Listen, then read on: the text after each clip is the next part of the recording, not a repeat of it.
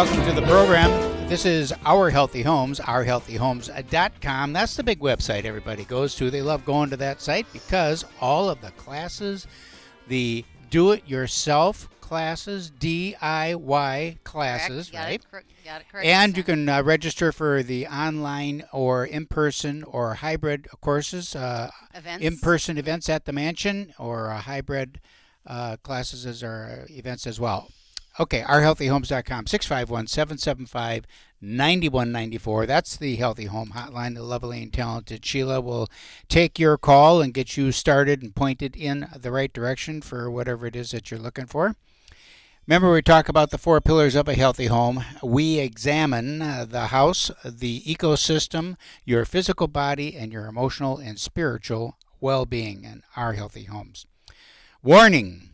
The lovely and talented Sheila is about to speak. Oh, yeah, you're funny.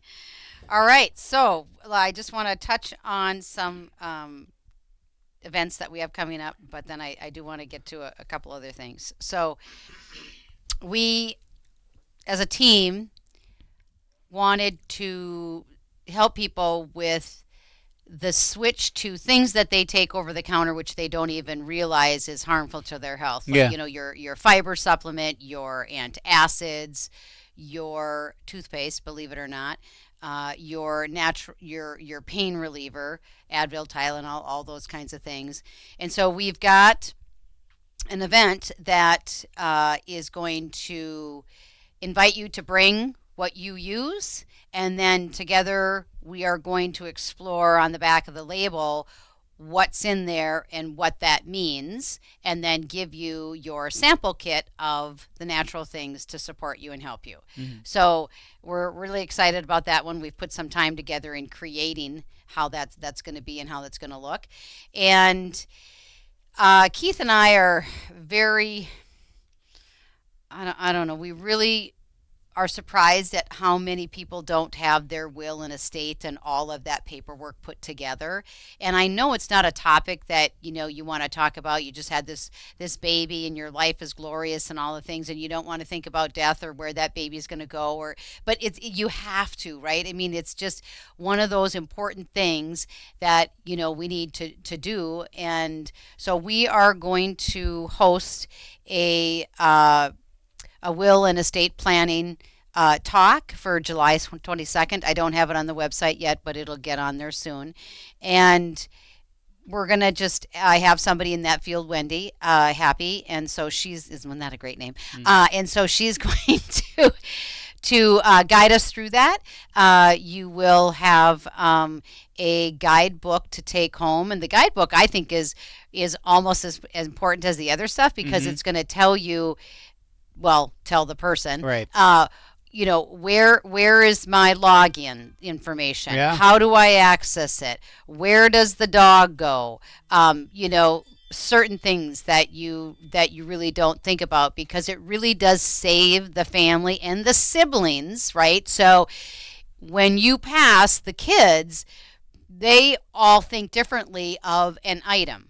Mm-hmm. That grandma's ring, that grandma's whatever, right? So to save that sibling fighting and what that whole thing does to family dynamics after you've passed is super, super, super important. And so that's July 22nd. There is a cost to that, $10 for the materials, basically. And we'll have, mocktails and other things for you. And so then I'm excited to go to Young Living's convention in July, because we're going to come back with some new products, and I can't wait to see what those are and share that with you. And so just check the website. We've got some in-person Zooms, and we've got supplement classes and some other things. So check that out, ourhealthyhomes.com, and then the events tab. We were talking about this the other day with somebody, and then, believe it or not, somebody referred somebody to me, and I had another conversation about this the other night at our skincare class. How many times do we hear that it's hereditary, right? And so this gal came over, wanted to talk. She's not even stage 1 breast cancer, and they want to cut her open.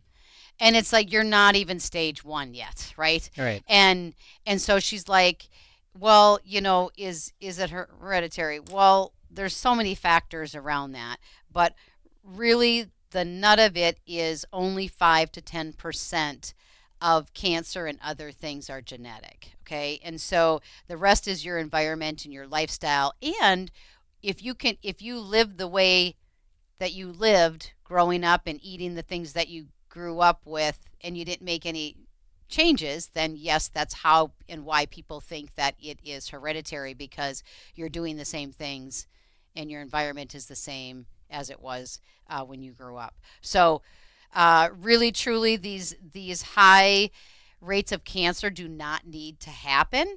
Um, and we could really, truly save millions of lives if we just looked at a few things. And we need to look at what we're putting on our plate, Mm-hmm. right? How you handle your stress, because stress then affects your body in many different ways. And when your body is stressed or your gut is acidic, then that's when disease happens and things take over, like parasites and all sorts of other things. So, the other thing is, we talked about this the other day. I don't remember who it was with, but the new sitting is smoking, because we sit so much with our jobs and everything else. So we do need to move the body. Sleep is so important. Meaning the new smoking is sitting. Okay, what did I say? The new Sitting sitting is is smoking. smoking. Okay, well, there you go. Thanks Right. for the kiss. See, I'm just Thank you. checking to see if you were I'm listening. paying attention. Okay, all right, that's good. He hasn't been paying attention the last couple of days, so this is good. If you're sleeping enough, which I'm going to just clue you in on something. 80% of people Where do are. you get those numbers? You throw numbers No, out I there don't. like I they're know them. I've paper like. clips on the ground. Yeah. Okay. So 80% of Americans are pre-diabetic. 80% of Americans are constipated, and so I don't know what the number is for the people that aren't sleeping, but I'm going to tell you. Say It's 80%. it's pretty high. He's going to say 80%. I say it's probably pretty high. All right. And sleeping is just so important, and the type of sleeping, right? And so how you treat your time in the sun and your and then we've talked about it before, all the summer sunscreens Mm-hmm. and all that is to. One thing So I did see here is that since we've been using sunscreens, since sunscreens came onto the market, skin cancer has increased by 200%. of course, Is because that the it's the dumbest thing chemical. you've I ever? know it's so stupid, because the chemicals in there Make you are more susceptible to the sun. exactly, Mm-hmm. and the cancer. And so what you put on your skin, right? That's our environmental thing that we talk about, and all of the endocrine disruptors and all those fragrance and parabens and sodium lauryl sulfate, like all those things that you're exposed to. You might think it's not a big deal, but it's a big deal if it's every day for how many years that you have applied the sunscreen, the lotion, the deodorant. I mean, it just, how many times you're exposed to all your chemical laden candles and Mm-hmm. plug-ins and all the things. Like, we're not detoxing at a rate of what we're taking in. And so it we really could prevent a big percentage of cancers if we would just take these, and they're little steps. I mean, Mm-hmm. it's just the ditching and switching, right? Just eliminating things that you're putting in your skin and what you're cleaning with, and of course the over the counter things and so forth. So it really truly can be not super scary and super easy. So the ultra processed foods really is, it just silently increases your risk, because there's just so many chemicals. And I always say God did not make our bodies to process all those chemicals.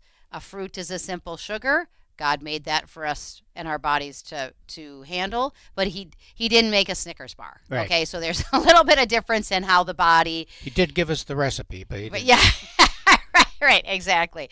And so I would love for you to reach out to me. I would love to just give you 7 daily habits on how to protect you and how to move better, sleep better, de-stress, and get this fear of cancer out of out of your mind. There you Because go, ladies and gentlemen. Don't say that I didn't warn you. Right? The lovely and talented Sheila, once again, on segment one, giving the lowdown and the rundown. When we come back from break, we're going to talk to Patty Carroll of the Vaccine Safety Council of Minnesota. Interesting conversation. Looking forward to that. This is Our Healthy Homes, ourhealthyhomes.com.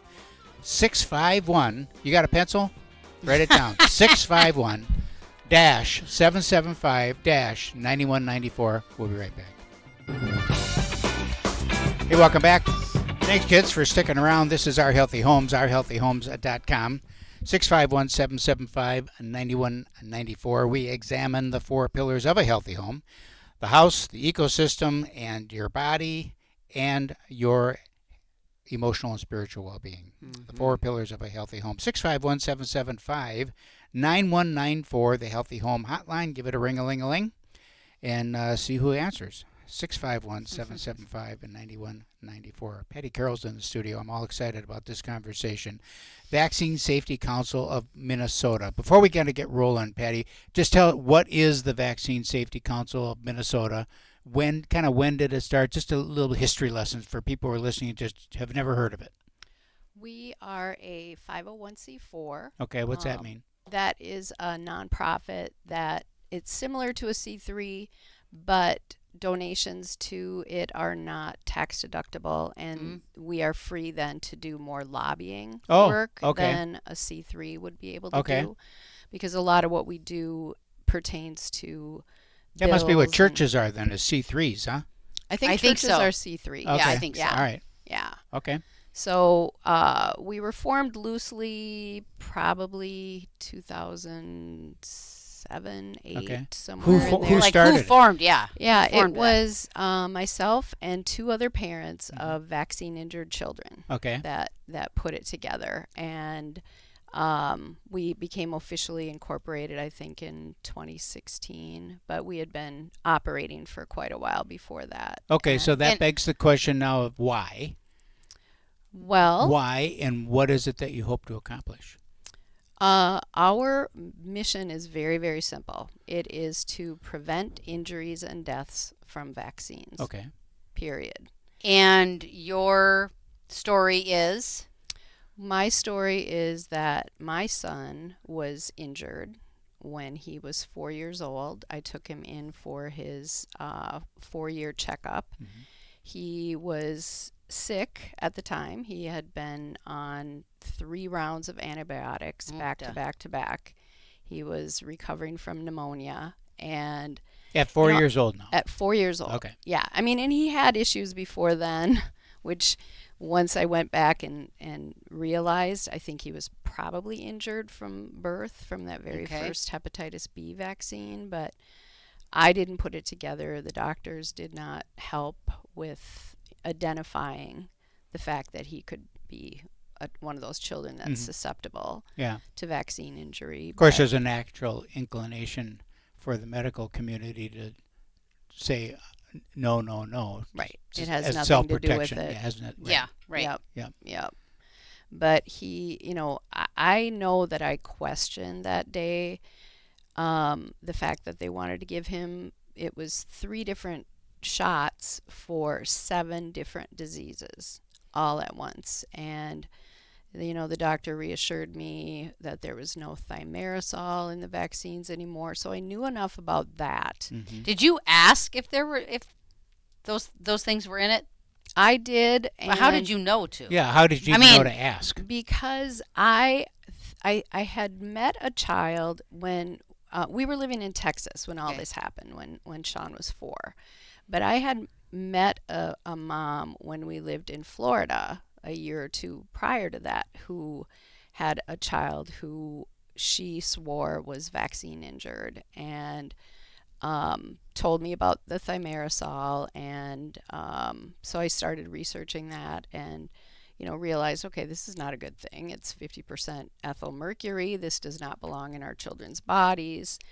And so I knew enough to ask about that, but the doctor kind of poo-pooed it and said, no, there's no mercury in the shots anymore. And I later found out that wasn't true, but they kind of phased it out. They didn't just completely Stop. Right. do right once they realized And that they the put cumulative mercury in effect vaccines for what purpose? Why? as a preservative. Oh, it's a preservative. I thought it was Yes. an irritant. Okay, as a Nope, they would preservative. do that they would put that in the multi-dose Okay. vaccines to preserve it, and so they could do a number of different shots from one vial. So Sean is 4. He was He 4. gets all the ones He that got the the doctor which suggested. it's Okay. one of the Recommended. biggest regrets of my life. Yeah. Well, Yes. but then you probably wouldn't be here. But so Right. we always have to find the blessing in things. But I Right. totally get it. So then what happened to Sean? Well, he immediately developed a high fever that raged up to like 105. He was Which you were very- told, I'm guessing, was totally normal, huh? Yeah, pretty much. Yeah. And did he get that fever while he was there, or No. did when he got home? No. It was okay, after, so you were home. after Okay. the shots, and then he was super lethargic. I mean, really, really out of it. So I was calling the doctor, and they were like, "Oh, give him Tylenol," and which of course now we know that's one of the worst things that you can possibly do. But I did. Gave him more Tylenol, and then kept calling, and she finally said, well, if you need to take him to the emergency room, you should do that. So like a day later, I took him to the ER, and the doctor on call in the ER that day was like an infectious disease specialist, Oh. and she was great. She was a little, baffled because right away she said this is a probable vaccine reaction, Ooh. which is interesting. I don't know that it was ever documented anywhere, but she did say, and I told her, what else could it be, right? I mean, Yeah, right. he had already been sick, obviously it was too much for his body to handle, but she didn't know what to do about it. They are not trained to recognize vaccine injuries. They are not trained to give any guidance on how to treat. She checked him for strep, because this was really interesting. One of the things that she did was to look in his throat. And of course, he's 4 years old. Yeah. He's very sick. He's screaming. He's Sure. struggling. And Yeah. I remember holding him down, on the table, and, she's sticking the tongue depressor in his Right. mouth. And I got a look into his throat when she looked in there, and it was like these little white pussy lesions Sure. all over the back of his throat. It was so scary looking. I mean, they looked like teeth, Crazy. like growing out of the back of his throat. Yeah, right. And she's, she was like, okay, that's weird, So they decided to give him another shot of penicillin. Oh. So on top of all the All the antibiotics he was antibiotics, already yep. on, then getting these 7 shots or 7, diseases shot into him. Three of them live virus. I was going to say, are they live measles, vaccines? mumps, rubella. Yep, is a live virus vaccine, and so then more antibiotics, more Tylenol. It wasn't until a few years later that a doctor told me that those lesions in his throat were actually a very classic sign of the measles, internally, like going through your GI system. Okay. And so it was almost like he had an abnormal reaction. Instead of breaking out in the rash, it went internal. So this was when he was 4. Then what did you see? So yeah, luckily he survived. He did, come out of the acute phase, of the encephalopathy is what we now know is what happened, but also the gut damage too because Yeah, of the right. MMR. All those antibiotics. Yeah. Yeah. But he regressed developmentally, and we had already, when we first moved to Texas, he had already had issues. Like I said, he was a little delayed. He was really tiny. I think at about 6 months he dropped off the growth charts. So we took him, when we first moved to Texas, we were like, okay, we're going to take him to the best developmental pediatrician in town and figure out what's going on. She did a thorough workup on him. She had diagnosed him with developmental delay, failure to thrive, and hypotonia. But she said, he doesn't have autism. He's like way too social for that. But okay, now we're going to send you off and you're going to see a geneticist and a neurologist. We're going to give him an MRI. We're going to try and weed out what else could be going on with this little guy.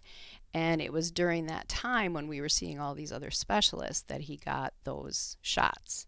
So we go back to see this same doctor, and then she says he has autism. And in the meantime, he had been diagnosed in the school district where we were living at the time with PDD NOS, which is pervasive developmental disorder not otherwise specified. It's kind of the middle of the road on the autism spectrum. And then, like I said, then this developmental pediatrician concurred, oh yeah, now he has autism. So what happened between the first time she saw him and the second time? Right. Yeah. Exactly. All right, we'll pick it up when I come back from these messages. This is Our Healthy Homes, ourhealthyhomes.com.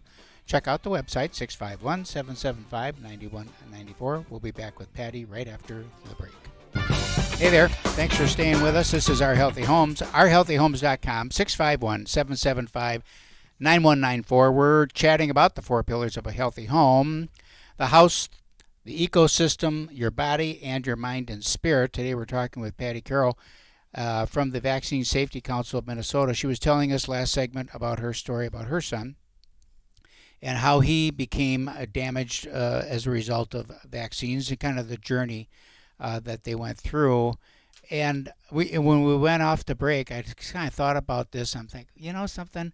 Most moms would have just said, okay, I've got my son that needs now special care. I'm just going to focus on my son and do the best I can for him.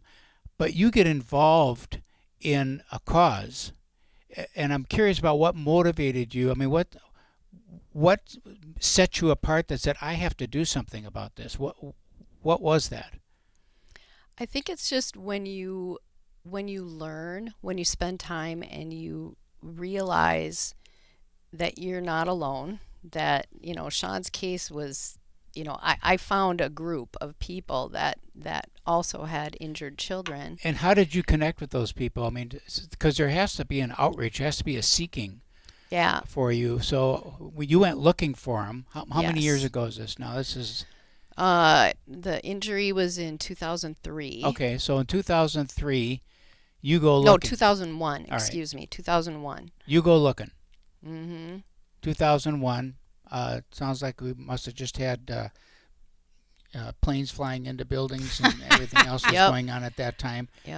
So the world was preoccupied with other stuff, but you go looking for this group. How'd you find them? Well, it was because Sean was diagnosed with autism. Okay. I think that I was able to find that group. That there was a group called Families for Effective Autism Treatment in North Texas that I got involved with. Helped run events, got to know a lot of these other parents that knew so much about, the diets and supplements and things that you could do to heal your child's injuries. And I ended up serving on their board for a year before we moved back to Minnesota. And then by the time we got back to Minnesota, we had already spent several years doing every kind of therapy you can possibly imagine with Sean. I mean, hyperbarics and speech, PT, OT, all the classics. That gave you biomedical results? Intervention galore, ABA therapy, 28 hours a week. We had people in the house working with him, just, trying to get his level of functioning back up and heal his injuries. And then, when I moved back to Minnesota, which is where I'm from, and obviously I didn't have an injured kid when I left, but kind of had to find the group here that was, my support group in that way. But by then I was angry. I was angry because I had educated myself on, vaccines and knew that they had not been properly studied. No placebos were being used in these trials. They just kind of rubber stamp anything that goes through. I knew about the passing of the National Childhood Vaccine Injury Act of '86, and by then Sean had a claim in the NVICP. So I got more politically active. Okay. So I spent a lot of the first few years really working and learning about ways to heal him, and then realized that change was going to happen more through, getting involved with politics and changing the laws and educating legislators and that kind All of right. thing. So we'll talk about that process in a minute, but I want to get back to the group that you were associating with and that you were leaning on as you guys led into this problem together. Did you find that there were people whose child were completely normal, vaccine, next week these got autism? I mean, almost Yes. like that. Tons. I mean, in some cases it's a little more gradual, but every child is unique. And in some cases it's immediate. I mean, they will have a seizure and never be the same again. Okay. Immediately after vaccines. So So yeah. all right. So everything. now we're getting political about it. You're angry. We're getting political about it. You're going to do something about it. Fist in the air. All of that. So you formed this group, or part of a group. Did you form it, or did you form it with somebody, or how did it come about? Yeah, I mean, I originally got involved with a group in Minnesota that was kind of a coalition of many other health-minded and health freedom groups. All right. And they were working on a bill at the time to get thimerosal, to get Minnesota to set a preference for mercury-free vaccines. Okay. Okay, sounds pretty simple, Yeah, right? it does sound pretty It's simple. just it wasn't saying we got to ban them. It was No. just saying that if there is a mercury-free version of this Make it shot available. available, this is what Minnesota is going to buy and Okay. have available for our people. And I could not believe the opposition that we had to that, mainly I from can- the Department of Health. Well, which then that now just is woke not up, right? surprising, right? No. So then that just woke up your eyes to FDA and Exactly. Department of Health and Exactly. Yeah. all of that goes with it, which is a Yep. whole nother show in Yep. itself. And so now it's been how many years since you've had this vaccine, Minnesota vaccine? What's it? Well, that bill was like 2006, yeah, and it was right around that time. I think that we started talking about focusing specifically on vaccines because, like I said, we have this whole coalition and people are doing really good work in lots of different areas in the food side of things and whatnot. But because me, Jen, and Wayne all had kids with vaccine injuries, we decided we were going to focus specifically on that. And then we could kind of be the, experts in that area of the world. And that's why we formed Vaccine Safety And Council. Wayne Rohde. Wayne Rohde, Okay, who so you've we had had on Wayne your show. Rohde on the show. Yes. Before I forget, you always need people in your corner, right? You always need people to come and volunteer and have a passion with this because it's a pretty sounds like it's pretty small for you guys. And so if there's anybody out there that has a heart and wants to get involved, we'll give or up. learn more about it. learn more, If yes. Learn they more have a about it. suspicion about a family member or whatever it is, and they have just no idea where to go. Where do they go? Do you have a website? Do you have, We do. We have a website. It's vaccinesafetycouncilminnesota.org. okay. I did bring along a copy of a booklet that we've now done 2 versions of. It's Minnesota faces a vaccine injury and vaccine choice, but Is that you know, available for purchase on the site then? it's yeah. I bring them to events and whatnot, but Okay. it's also on our website. So if you go to vaccine injuries, you can actually read through all these stories Okay. and download a copy of it. And we give them to legislators. We give them to people so that when they meet with their legislator, they can hand them a copy and just And what's they'll in here? know. I think there's probably 40, 45, 50 stories of every kind of injury you can Okay. imagine that have happened to people in Minnesota. And they always say, oh, vaccine injury is 1 in a million. Mm-hmm. And it's like, okay, no. So that's the other thing is if you do know of somebody that's been vaccine Come injured, forward. yes, come forward, please, because you need to add to those cases for what you're trying to accomplish here.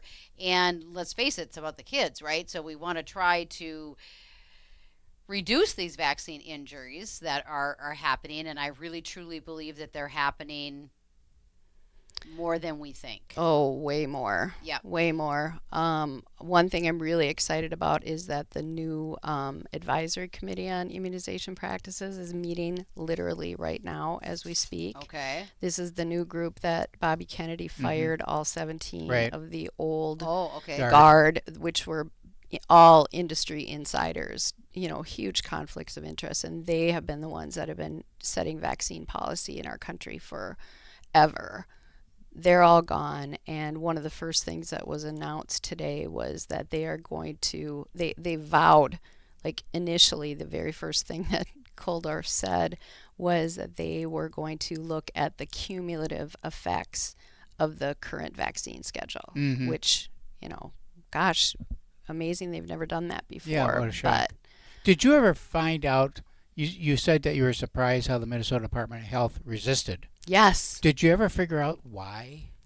because they're, unfortunately, they're not our friend. I mean, they're like the rest of the public health world. They just have blinders on when it comes to vaccines. They just think that there's only one way to health, and the more vaccines, the better. And they will not recognize that harm could be done. And that whole can of worms that takes and where that goes is just probably too much for them to even fathom or handle. So It might be funding too. Who knows? yeah. Yeah, it could Right, be funding right. too. Okay, we'll come back with one more segment of the program. now fast. 651-775-9194 is the big hotline.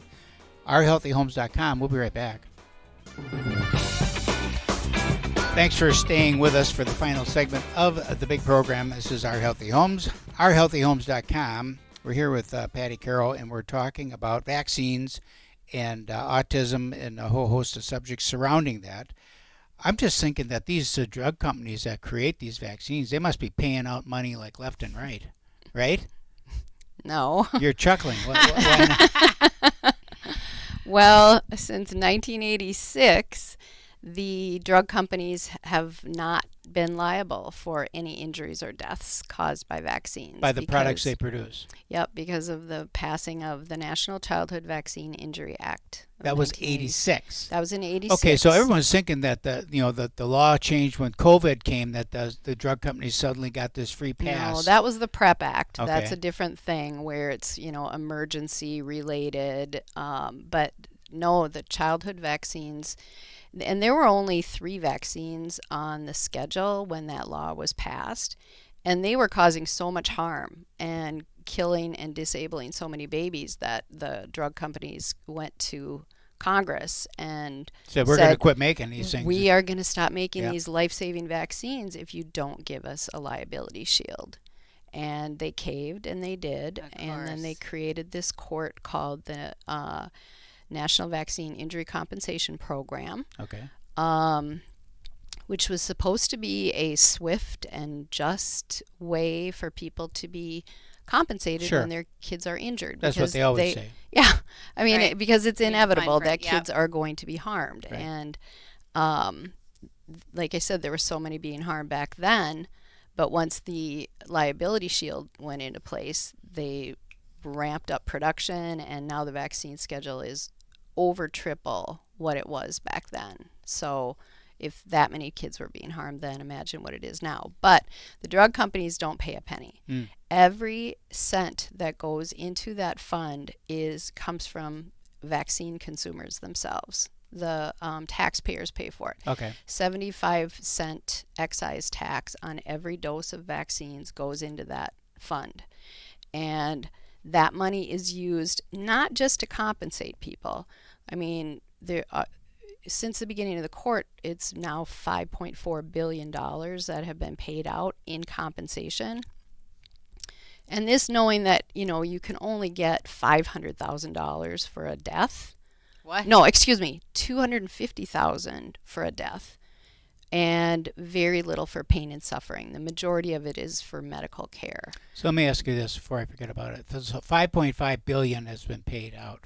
5.4, yeah. 5.4. How much has gone in? Do you know? Have any idea? That would be a question for Wayne, because Okay. I mean, there's some questions about what they're where's the doing money with going? that money. Yeah. But an interesting case that he just wrote about this morning was a very rare occurrence where the court actually compensated for a death of an infant. Typically, they'd just call it SIDS and let it go. But this family was successful in proving that their baby was killed by vaccines. Their claim was in there for like 10 years. But What? in 2024, yeah, it's supposed to be 240 days. They're supposed to render a verdict where you can either take the decision or go, Appeal. file in federal Yeah, court or whatever, which you 10 can't do years. that anymore anyway. But this family was compensated for their baby's death, and they were given $300,000. So $250,000 for the death of the child, and then $50,000 for pain and suffering. That's it. What state is this in? This I don't know the state. Okay. And what but, law firm takes that case? Yeah, really. You know what I'm saying? Can you I imagine was what just the going to legal say bills though, were? I just wanted to make a point that Yeah, the legal amount fees. that was paid to fight the case and pay the attorneys, Right. On both sides, was $428,000 and plus, because they don't have all the figures yet. Sure. So just a tiny fraction is actually going to the people that suffered the loss of their child. Okay, now I gotta believe, that this death, it's so sad. It takes one, right, to start that push and to start that, but I can't even imagine how many deaths are hidden. Well, I Oh, understand right, you with said this- it takes one, but there's been so many. I know, but That are one just- to win to like get the Yeah, there was a study done, and actually it was the CDC initiated it with Harvard Pilgrim, which is like a HMO or something, and they wanted to see about the potential for automating the reporting of vaccine injuries, because doctors are supposed to, by law, report vaccine injuries, but they don't. I No, mean, of course not. they're not held to that at Right. all. And they found during that study that less than 1% of vaccine injuries are even reported to VAERS. So you look at that, and there's millions of injuries reported. Yeah, because it's up to, say, But the COVID thing, it's multiply that by 100. Right.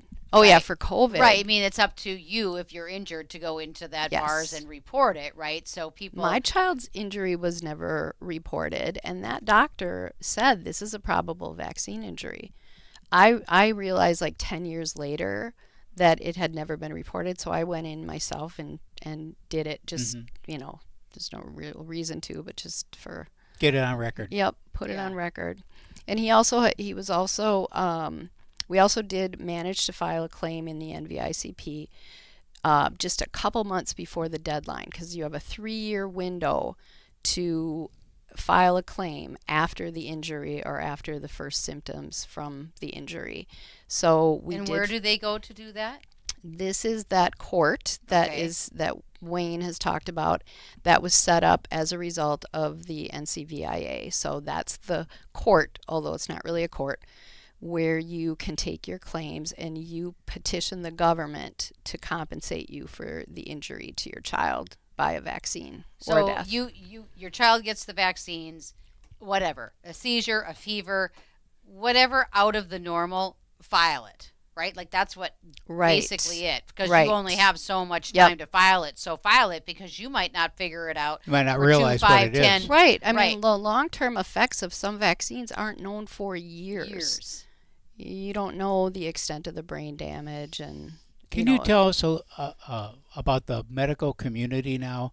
Because you're involved, you're talking to them, you're lobbying, and holding meetings. What percent, if you could put a number on it, of the medical community, doctors and nurses and all that, are coming around saying, you know something, this gal's got a point here. We should probably start looking at this, or I agree. That's a good question. I think COVID opened a lot of people's eyes. I sure and hope so. I do think that we've got some doctors that are out there really sounding the alarm now, that had been completely on board with the vaccine program before, but they learned through COVID. Like Dr. Peter McCullough, we brought him here in 2022 to do a presentation, and he is now one of the leading voices on the dangers of vaccines.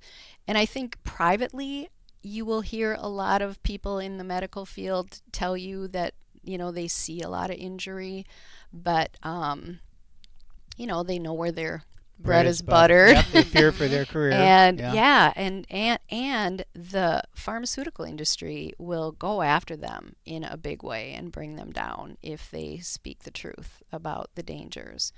I'm hoping that under the new administration, all of that is going to change. I feel like we're moving in the right direction already as far as vaccine truth goes. So, if you could give any advice and an ask to the people out there, what would your advice be and what would your ask be? Wow. My advice is question everything. Pretty much all of the propaganda that is fed to us by mainstream media is pharma driven. They basically own the media. 70% of their revenue comes from the media. So, take all of that with a grain of salt. And as far as an ask, I would just want people to be brave. It took me a while to get to the point where I was able to, speak my truth, because people can be pretty nasty and vicious, but just be brave and tell the truth. As an organization, what is your greatest need? Money. We don't have a lot of expenses, but just keeping up the website and paying for the ability to send e-blasts out to people and everything is the biggest need right now. We definitely could use more help, just people to help coordinate events and get the news out. Bring in, like I said, we've done lots of rallies, and we do lobby days, and we brought in some amazing speakers that help to educate people, but all of that takes grunt work.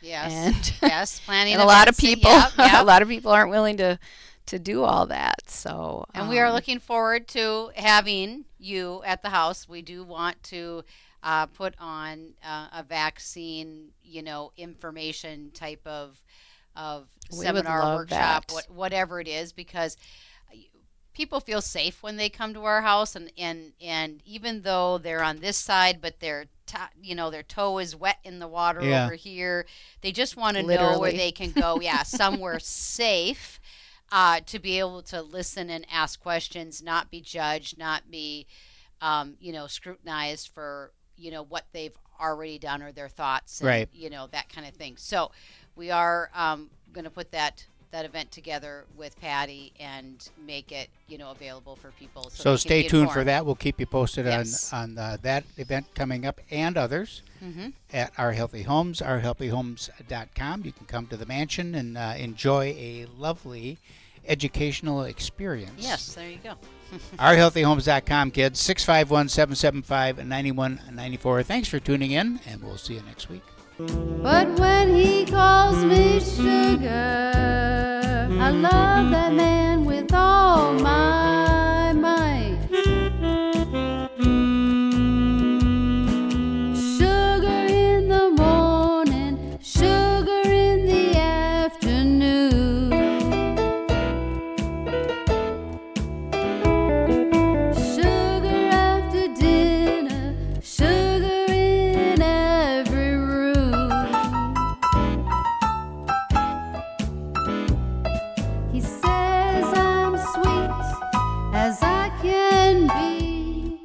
he calls me that name, it does things to me. I tell him, honey, you can call